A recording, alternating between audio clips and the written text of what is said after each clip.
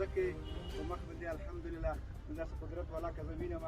د طالبانو لوی درستیز مرستیال وایي تیارې خو امریکا او ناټو هم درلودلې خو مات مو کړ. د ډیورنډ فرضي کرښې په اوږدو کې د دفاعي ځواکونو له پوستو لیدنه کړې پاتې خبرې له خپلې خولې واورئ او چینل سبسکرایب کړئ. د مځکې په مخ باندې الحمدلله داسې قدرت والا که زه وینم نو داسې وي چې دغه مسلمانو مجاهدین د دغه عوامو مقابله ده وشي.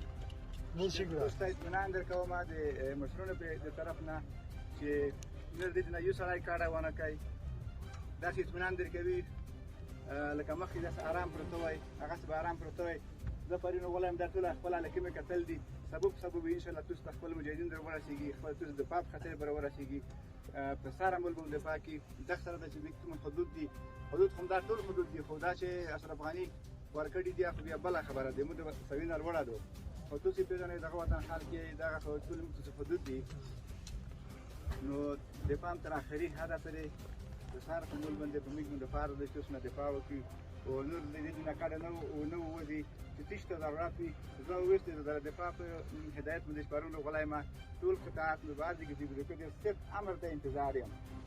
که امر یې کړی وای بیا الحمدلله تیارې خو د امریکایانو سره هم وي د ناټو سره هم وي خو د خدای په فضل د دغه حال کې په همت باندې موږ څه ورسره وکړو څه یې نه دي سره کړي. دومره بې غیرته نه وي چې تاسو دفاع نه شو کړی یا تاسو غږ مې نه وروي یا تاسو ته خپل حق در نه کړي. دا مې انشاءالله سالم حق دی آینده چې موږ دغه تاسو کاډې لوړ نه شي یا خیسته یا بل طرف ته لوړ نه شي په ساره ملک انشاءالله دفاع کوي. که امر وشي په شپه په شپه ملي ته حاضر یو خو امر چې ونه مني بیا خو بېساعتي کړی دی مې دا شوي دي دا خبره په کې دي که نه ده چې دا به پوښتنه نه کړي معلومات دې نه کړي انشاءالله په لوړه سویه د مرستو سطحه به دغه معلومات کړي.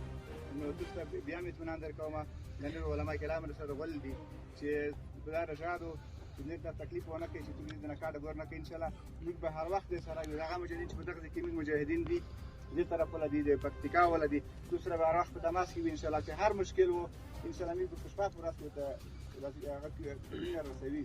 نو الله پاک دې تاسو په دې اړه څه نظر لرئ کومنټ کې شریک او چینل سبسکرایب کړئ.